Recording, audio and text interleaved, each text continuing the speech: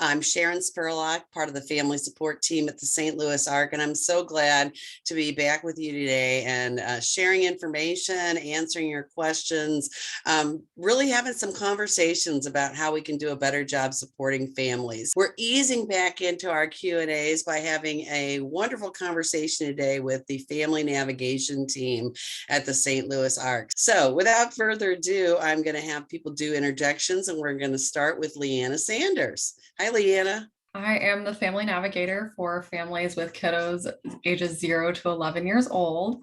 My background with the ARC is starting about 5 years ago as a practicum student for my MSW, and then worked with capable kids and families for about 2.5 years. And now I'm in family supports as a family navigator. And Leanna, after the 0 to 11s, we go to Hannah, and you're next. Hi, everybody. I'm Hannah Satterwhite, and I'm the family navigator for ages 12 to 18 and their families. My background at the ARC started in 2021 when I was also an MSW practicum intern student. So I did my internship with the family support team and loved it. And so when I graduated, I came back to work here. So I've been in this role for about 6 months now. Congratulations. We're always glad to snag our students and hold on to them. Kate Carr. Hi, I am Kate Carr. I'm the family navigator for young adults 19 to 29 and their families. I have been in this role almost 2 years now. I started at Easter Seals, and then I came over to the ARC. And before that, I used to work for a special school district. Thank you, Kate. And last but not least, Ann Mangelsdorf. Hello, everyone. Many of you might know me as the respite person, but I have moved into family navigation, and I work with individuals 30 and older who are looking to make plans for their future and move forward with finding the best life possible. Thank you, Ann. So we're going to start off by having each navigator talk about some of the things that they typically do when families contact them. But I'm going to take the lead because we had a couple of questions where people really just wanted to know, I don't know what to do. How do I get started? How do I find services? And really, I think that is the genesis of where we came up with this idea for family navigation. It's something that's become identified as a best practice across the country for people supporting families that include a person with a disability. And at the ARC, we started doing navigation formally about 3 or 4 years ago, but we didn't get paid for doing it until I think it's been 2.5 years. So we got funding from our county tax board, the Productive Living Board, and now the Office for DD Resources. So we are lucky that our county tax board support us with this work. And really the idea of a navigator is to have somebody there with you as you're figuring out where to go on this road that we're traveling to support your family member with a disability. So you might be somebody that's trudging down the road and you need to make a choice between two options, or you might be somebody that's just at the very beginning and you don't even know what all the different paths might look like, what sort of obstacles you might face. So either way, you can come to a navigator, and we're going to start helping you make decisions about what your priorities are by asking you some open-ended questions. Make sure that you're aware of what kinds of resources available across many different aspects of life, and focus not just on your family member with a disability, but also the rest of the family, and how to make sure they feel positive in their relationships and have the support they need to have a strong, solid family unit. So that's in a nutshell what we're hoping we can do with family navigation.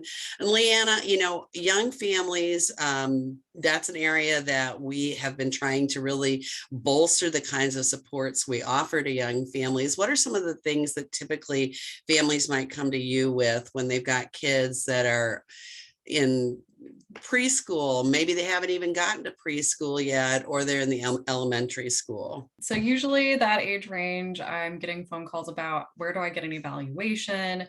Or I just got this evaluation and they have this diagnosis and I don't know where to go. So part of my role is really helping those families walk through the system and understanding these are what you can access with that diagnosis. a diagnosis doesn't necessarily have to be a scary thing or a bad thing. I really try to explain to families that a diagnosis is an open door to resources to help them and their loved one, where we're able to kind of help them walk through the Medicaid process, SSI, applying to Department of Mental Health, and also trying to find all those early intervention therapies as well. And then also IEP advocacy. Leanna, when you're working with young families, we kind of have always focused on being able to make sure they have the information that they need, and have resources that we can connect them to, but also connecting them to other families. What are some of your strategies for that? We recently started doing something more of like a social group. This is pretty new. So we had our first one a couple months ago, where if I've been talking to a few families in a similar area, I'll try to find somewhere in that area, like a park, to try to get those families connected. There's also families who, if they have a rare genetic mutation in their child, I'll try to connect them with another family that's going through a similar process. We also have other ways, such as Parent Cafe, that they can connect, which is really nice, and support groups.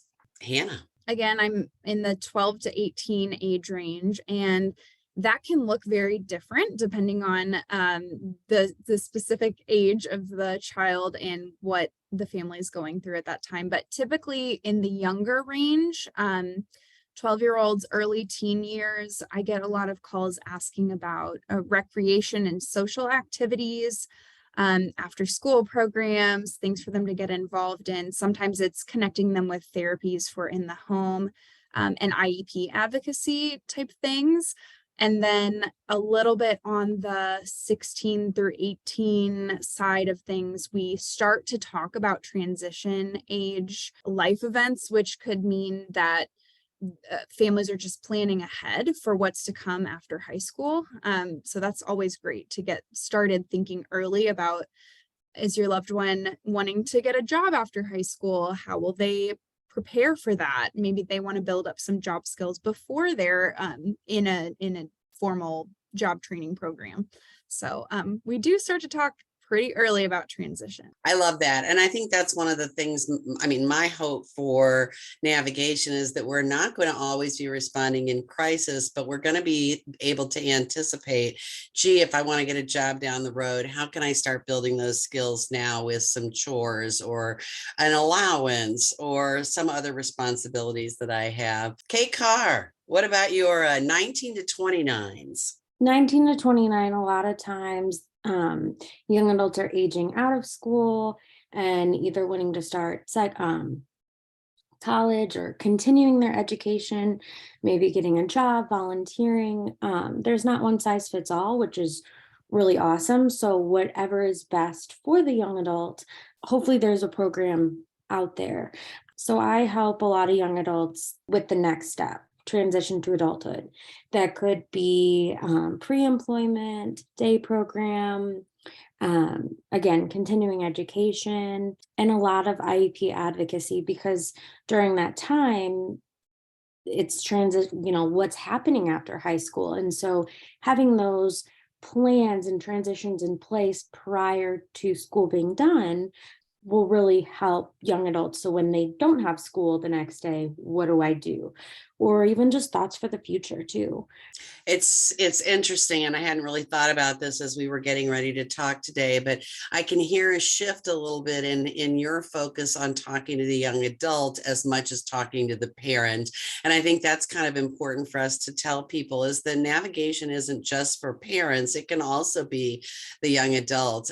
What do you see, Kate, with that as far as working with individuals versus families? Yeah, so I do a bit of both. I kind of like to get a feel for the family and who I'm working with, because ultimately I view it as a team effort. So I might just be working with the young adult, but I want to get to know the guardians, the family members, how we can all work together as a team to help the young adult. But then also I want to hear the young adult's opinions and wants and needs and what their good life might be, because ultimately it is their life and I don't want to make decisions for them. It's how can we all come together and have a good life, have their good life. I think it's so important for us to figure out, in what spaces our family members can do for themselves, in what spaces they can do for themselves if we give them a little bit of help, and then where those pieces are where we might need to step in and do it for them, because otherwise it's such a weight to bear. And it's great to have the confidence to know that you can step out and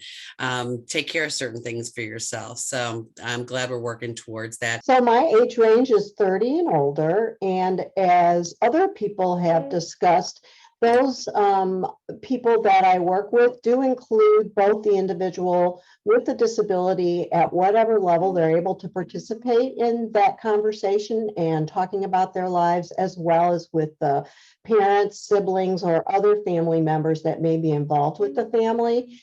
And my preference is to spend a lot of time focused on planning for the future. What does that look like for everyone? For some families, they're already retired and their family member with a disability is working, but thinking about maybe working a little less, or maybe everyone's thinking about retirement but hasn't gotten there yet. But we talk a lot about what is the next living situation going to look like and things like that. However, the other piece that comes up quite a bit is people who are in crisis. And oftentimes that happens when we haven't had the luxury to be able to make a plan. And so now we're trying to make decisions on the fly. So we're available to provide that service as well. So I'm going to just start with some questions, and you guys can either unmute if you want to answer or raise your hand, but I'm going to let it be a bit of a free for all. So the first question is, who's eligible for navigation? Everyone. Yay, correct answer. And one of the questions is, if I go in and talk to a navigator, is it a one-time thing, or can I see somebody multiple times? Can you talk about what that process looks like, Leanna, since you unmuted? Yeah, so navigation can be multiple times. I'll meet with families about an IEP, and then we'll close our navigation case, but then they might come back in the spring semester and say, hey, I'm trying to get extended school year. Can you go to these meetings with me at the school?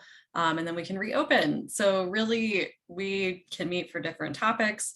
The nice thing is we have navigators throughout the lifespan. So really, if something comes up, we're able to help you navigate that. Anybody want to add on to that? Just that mainly if you live in St. Louis City or St. Louis County and your family member has a diagnosed developmental disability, you are eligible for the services at any age level.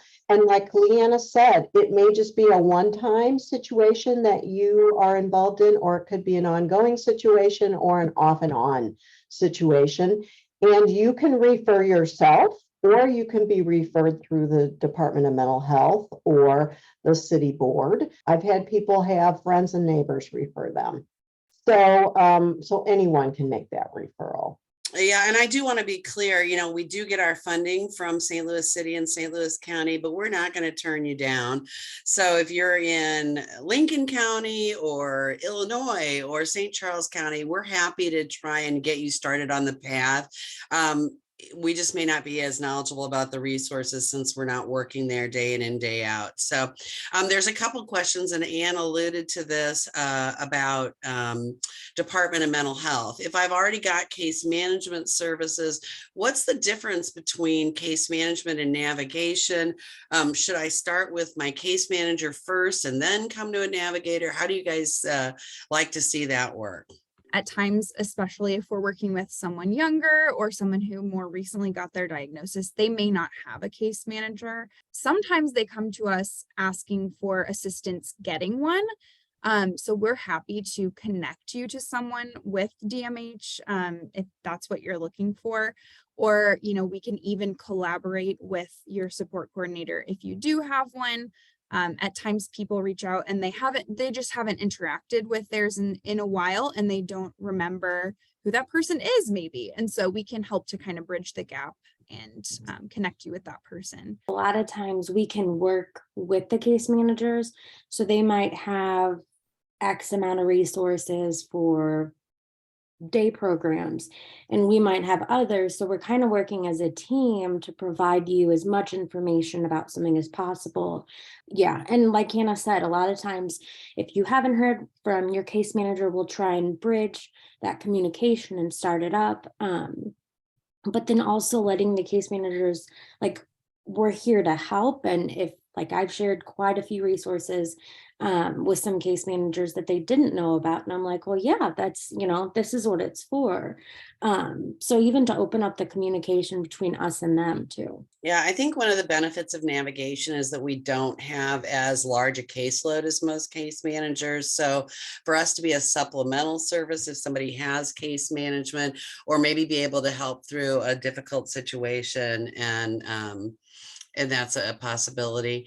One thing that somebody asked was about diagnosis and whether I had to have a diagnosis in advance. And again, this is really a service that we want to be accessible to people. So we'll talk about whether we're the right group of people to be working with somebody. If you've got, if you're an adult that's had a stroke, you don't have a diagnosis that meets our criteria. So we can get you one step down the road, but we're really probably not the best people to help you with your long-term care questions. If you're a very young child who's got a delay, we may very well be the right person to help you get connected to services that are going to help you either get where you need to be to come into the school system at grade level, or help you get connected to the system by getting those diagnoses in place. So it's a very individual kind of situation. Hannah and I just had a conversation this week about somebody who was a teenager who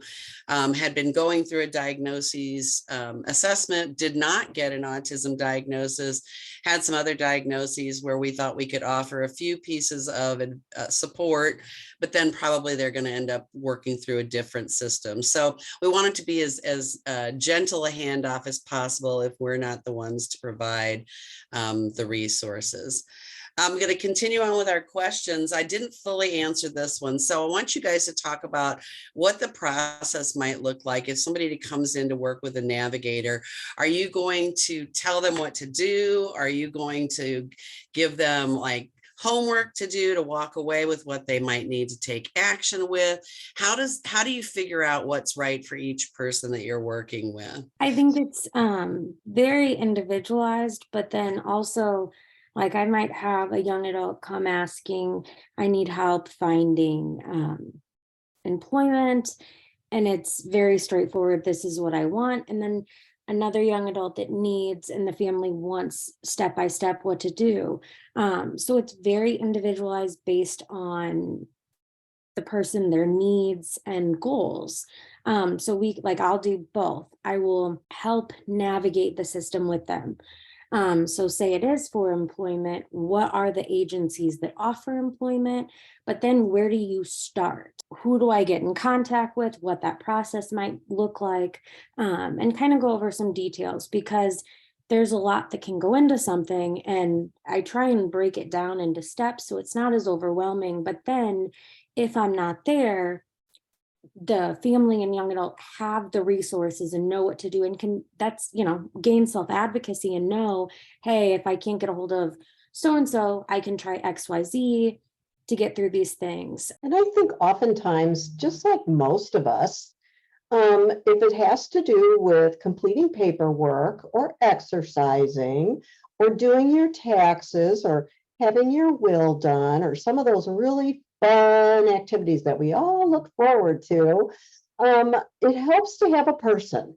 It helps to have an appointment, to know that you're going to have to bring these 3 pieces of paper to this meeting so that that person can help you finish filling out the paperwork that you need to do so that your family member can get what they need, or you can get what you need. It really does help to have a person. And so oftentimes, I think all of us might work with someone and then say, all right, in 2 weeks, let's reconnect and let's see how far you've been able to get, or if you get stuck. So we are there to be kind of help you pace yourself and figure out what's going to work best for you. And I'm going to stay with you since you're talking about this. We've got a couple of questions about planning for when I'm gone. You know, how do I help plan? What if I'm a sibling that suddenly landed in a situation where I'm taking care of an adult brother or sister and I don't know what's going on? Can you talk about some of the opportunities families have to plan? Absolutely. So one way is to put together what's called a letter of intent, and there's several ways you can do that. One would be to write everything down. What does a typical day look like for your family member? What kind of care do they need? At the end of the day, they come home from wherever. Do they get a snack? Do they have a favorite snack? What's the routine? What would things need to do and be in place if you weren't there to make sure that there was a really smooth transition for that person? The other way I've had families do a letter of intent is to videotape different pieces and put that together to put together a typical week without having to videotape a whole week if there's a lot of variety in the week. So a combination of things. I think helping families think through each area of their life for that individual and themselves is things like you go through each area of life. So you might look at social life. How is social life? Is it lacking? Is it rich and robust?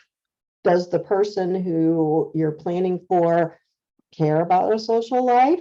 Some people are very social and outgoing, some people are not. What about safety and security? Are they safe?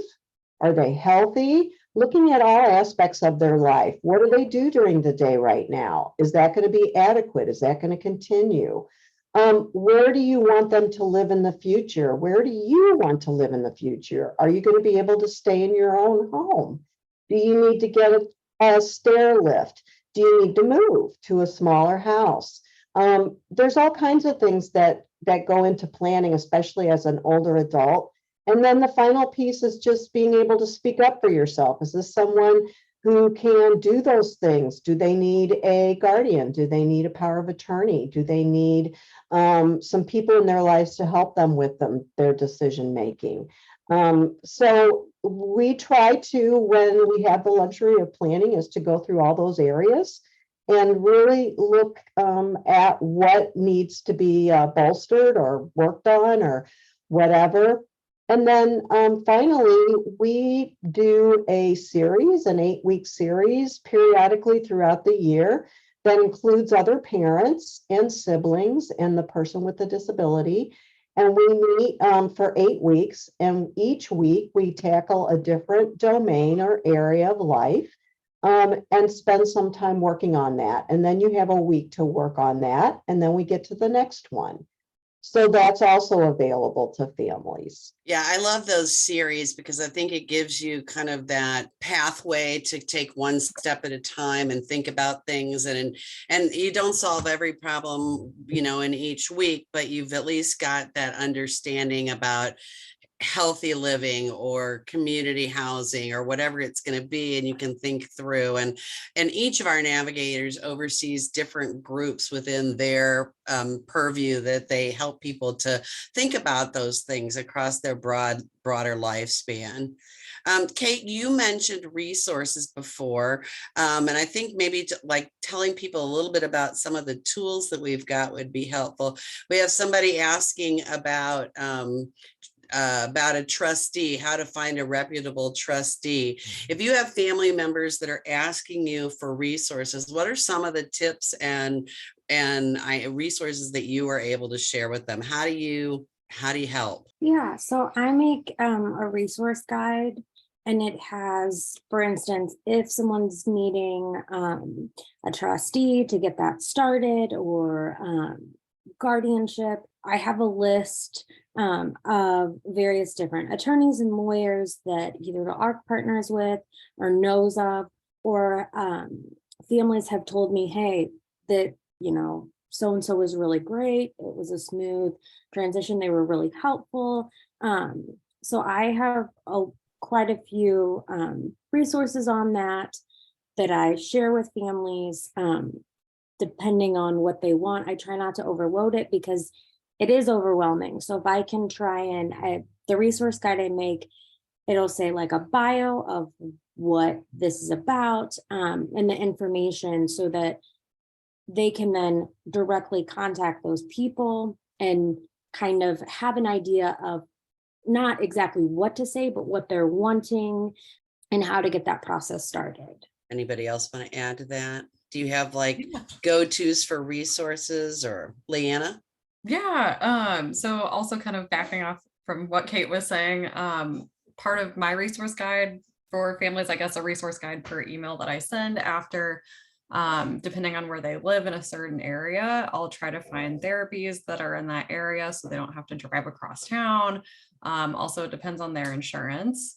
So I'll try to find that. And then depending on what kind of advocacy they want, I'll send kind of a resource guide on how the steps to email and what to say in the email if they also need that extra help.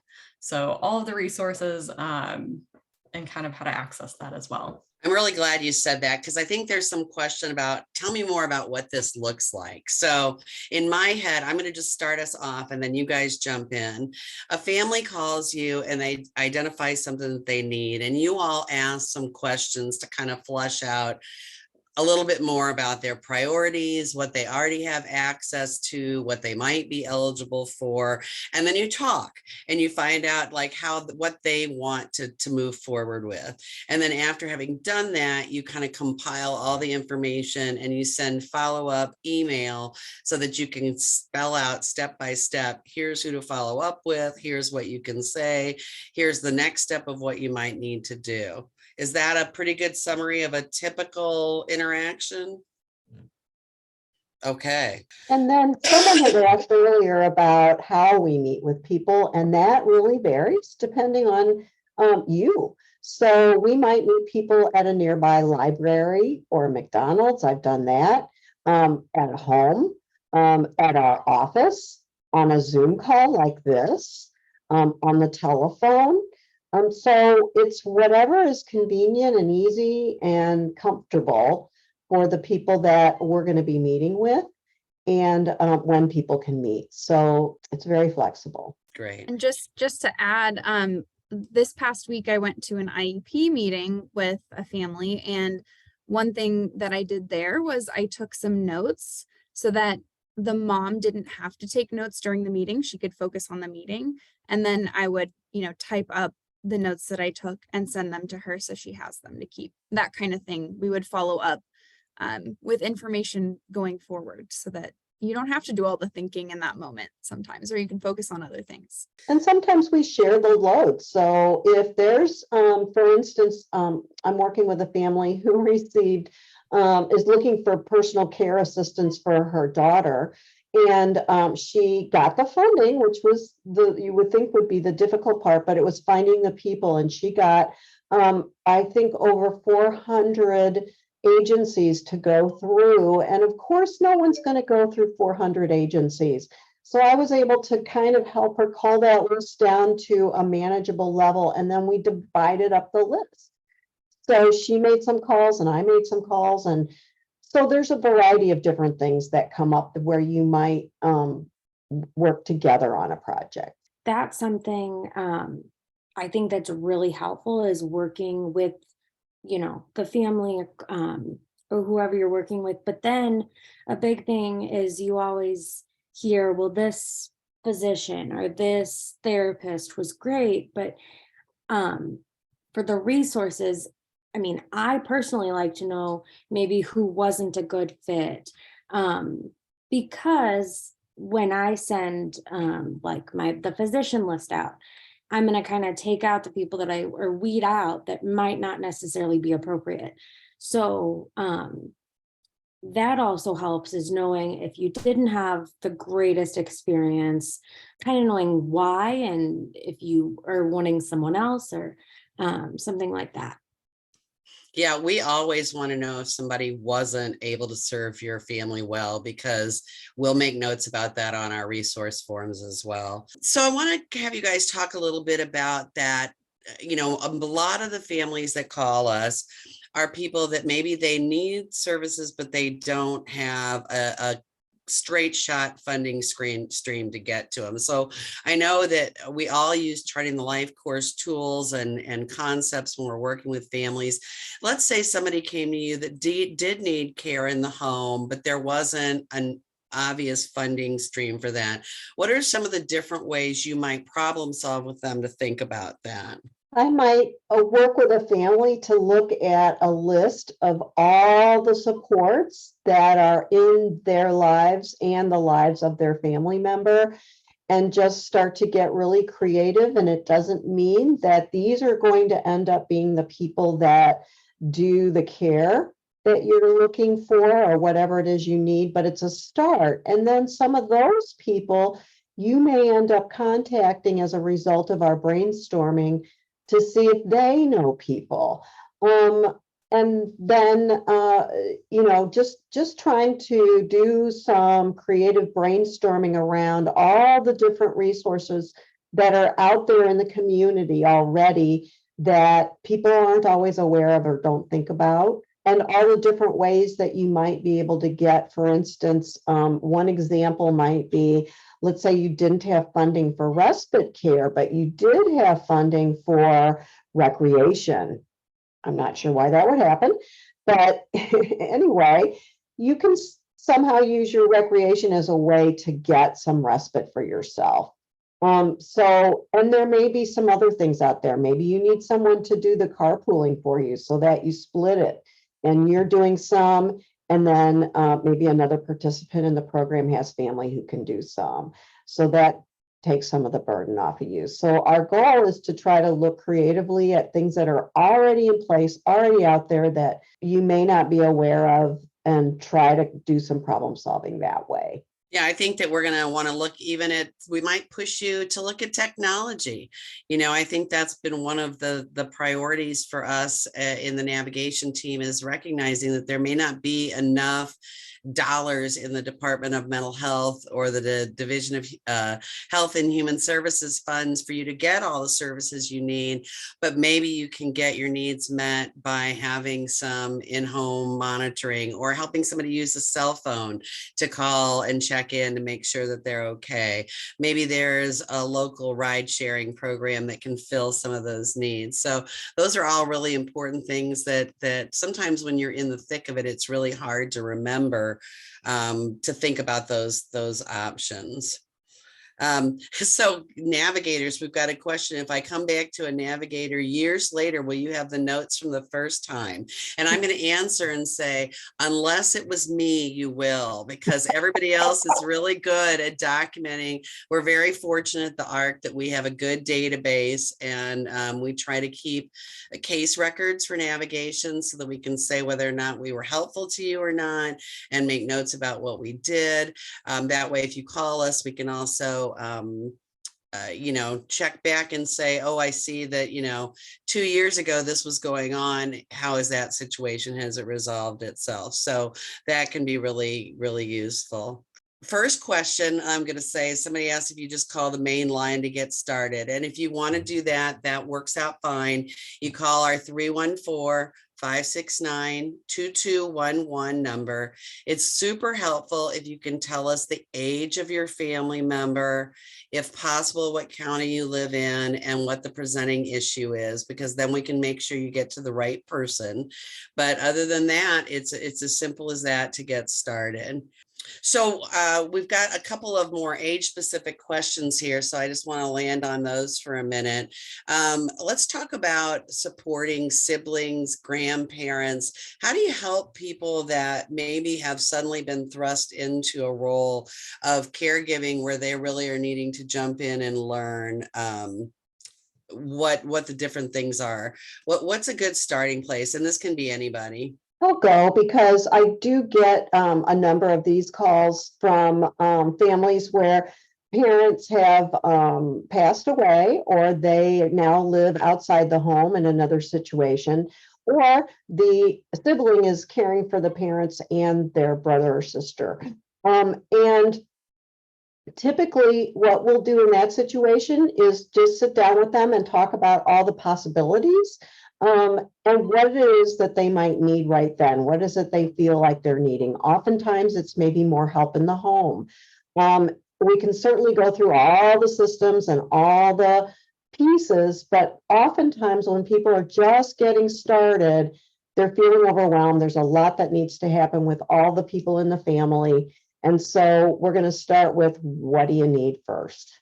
And if you're not sure, we'll ask some more questions to see what you might need first. But oftentimes it is help in the home as a starting point. And then from there, we can start looking at who can provide that. The other question that we had was, what if we don't know what's appropriate for after high school? Could you help us work with that?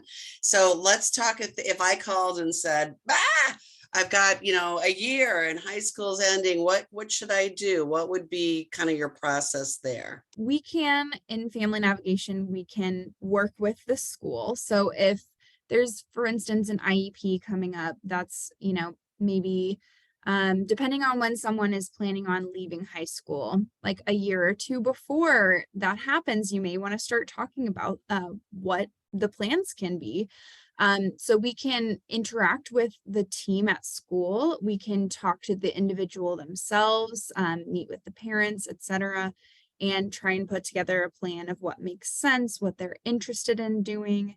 And if the family doesn't know what's out there, we're happy to provide examples, options. Maybe they want to go to college, maybe they want to join the workforce, etc. There are so many options, and it's not one size fits all. So we'll sit down and do some of that planning with you. Yeah, I think there's nothing better than knowing what your choices are and what the pros and cons of each choice is. So that's a great start. Kate, do you want to add to that in any way? Exactly what Hannah said. I will try and break things down and break options down. A big thing is meeting with the IEP team and looking at the goals. And part of the IEP, maybe what, making up a name, Julie needs to work on, and what are some goals that they want to see carry over. Because there can be some regression, because going from transition is really hard. And so making sure not only that transition is as smooth as possible, but we're also meeting families' needs, the young adult, the high schoolers' needs, and seeing what options are going to best fit that student. And the nice thing is there are different options. And so exactly like Hannah said, breaking them down, doing pros and cons, and seeing, okay, maybe Julie did not get accepted into this program. Well, let's see what other things, it's not a closed door. It's okay, well, what other doors are open? Yeah, and I think that's often when we make decisions about whether we can continue on with navigation. If we've gone through all the doors and haven't been able to find another path, then we've kind of exhausted our value to you, because they're, either the paths that are open aren't to your desire, or, there's something else that needs to be done first. And we'll walk all the way through, but at some point then we may need to stop and say, okay, we're not able to help any further than this. And unfortunately, we've all been in situations where there's just not enough capacity to deal with a crisis in mental health, or, the 6-month ABA provider wait list. Once we've helped you get on all the list and what's out there, at that point, it's sort of a waiting game. So we've done everything we could. So I think it's important for folks to realize that we're not going to be able to wave a magic wand. If we could, we would be even more popular than we are already. All right, Leanna, I want to turn this one over to you. I love this question, so thank you for asking this. Are there checklists of any things we should be figuring out depending on the age of the individual? I feel like I often don't know what I need to be doing until I attend a support group and hear others discussing their challenges. And I think every family I talk to has experienced that at one time or another. That is a great question. So I wouldn't necessarily say a checklist, because things do vary per family. But I would say if you feel like there's something missing, you're more than welcome to call. Depending on the age range, we do have an array of questions that we ask, kind of things that you feel like your loved one might be missing out on, anything that you feel like needs extra pushing for, such as advocacy. So usually when we do talk to somebody, it could be like a 30-minute conversation of just really finding out like, oh, it sounds like you're kind of worried about the summer. What are steps that we can do to that? So we're there to help with those steps. So it really depends on the situation, and also just what our conversation looks like. I'll just add, there is a really, really nice booklet that comes through the life course curriculum. And we have access to those booklets, and it goes through, based on age range, some questions you might want to ask in anticipation for what's coming next. I do feel like, kind of bouncing off of Anne, I feel like a lot of us do tend to ask questions or spin off questions from that, just so we can get a holistic view of your loved one's life. Thank you, guys. Yeah, honestly, that's part of the orientation and training our navigators go through. Everybody is a Charting the Life course ambassador, so they understand how to take the principles from Charting the Life course and apply them to supporting families and supporting people with cognitive disabilities. And then depending upon age ranges, almost all of our team is certified to have understanding of IEP law and really be able to be good advocates in that situation.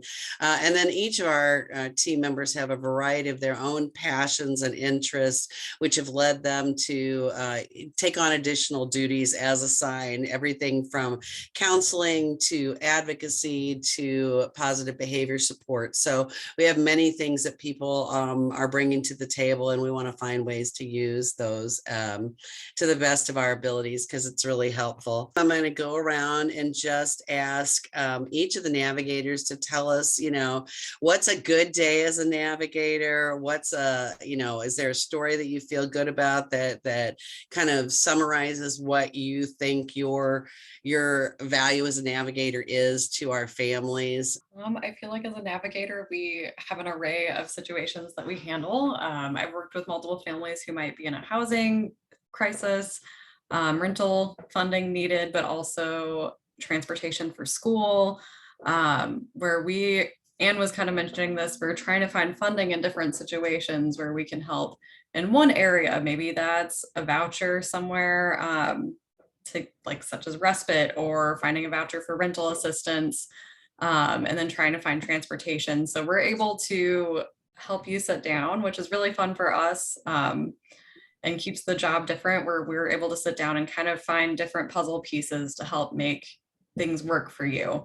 There's nothing better than having some rental assistance come in when people are really in need. So excellent example. And I saw that you had unmuted. I've had a couple of families I've been working with that have taken a lot of time, and they've needed a lot, and they themselves have been struggling. But one of the families is needing surgery, and they were able to get all of the dates filled that they needed to have people come into the home and take care of their son to have their surgery. So they're very excited about that. And I had a woman who is going to be evicted soon and is living in a situation with her sons with disabilities, and has been in crisis off and on for many months. And she just found a nice new place to live that she can afford with her sons, and she's really excited. So those have been my good news for today. How many people did you interact with to come to resolution with that?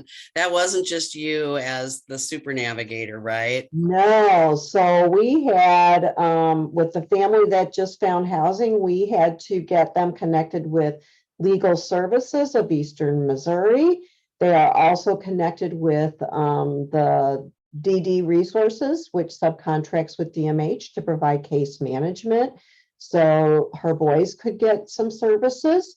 And now that they have a stable place to live, the case manager and I are going to work together to locate something for him to do that's meaningful during the day, her son that needs that. Yeah, I think it's just important that a big part of what we do is maintaining really good relationships with people all over St. Louis, some in our field, some outside of our field, because we need to be able to navigate that terrain. And I'm going to just give a shout out to this team because they were one of the navigation teams funded through the Productive Living Board that won an innovation award from the state of Missouri this year. So, and it was because we work together. We aren't fighting with each other about who's going to do what. We actually will work with navigators that work for other agencies to help solve family problems. So that's cool too. All right, Hannah and Kate. So I love IEP advocacy, and I was working with a young man that was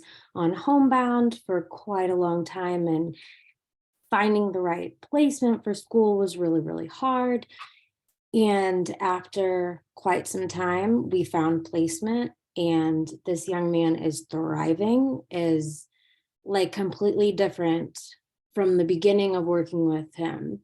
And it was a huge weight off the family shoulders because they were having to drive him to and from for homebound, and so many things were happening. And it was just really great to touch base with them recently and hear how the entire family is doing, and just how school life and home life are so much better for this young man.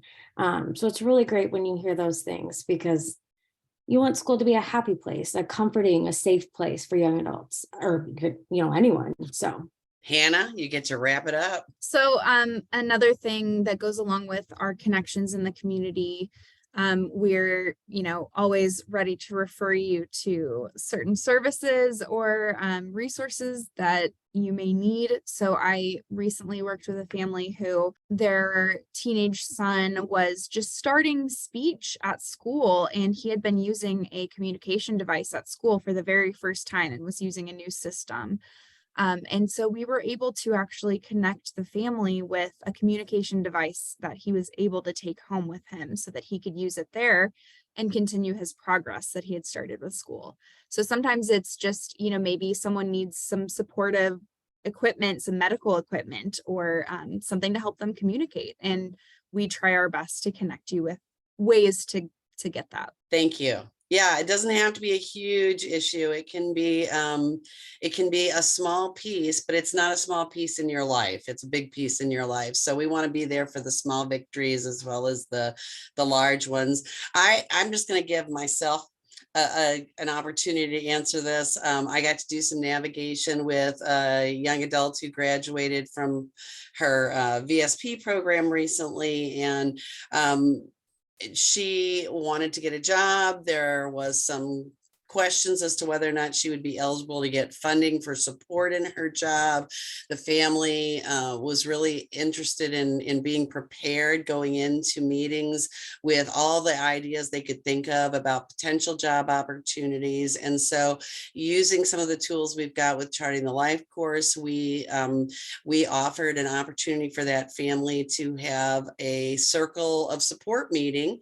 And she invited all the people that cared about her from school, from her neighborhood, from her family, from her choir, and people all came together. There were about 15 people face to face and via Zoom that sat and talked about possible jobs for her. And one of them came through this week, and she got her first paying job outside of school. So I didn't make that happen, but being able to coordinate a team to bring those pieces together is very satisfying. So we want to be at the table to help you guys have the successes that you deserve. So I'm just going to say thank you to everybody that's here today.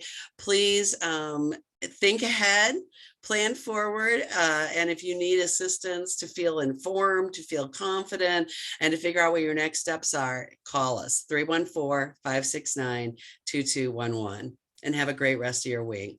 Thank you, navigators.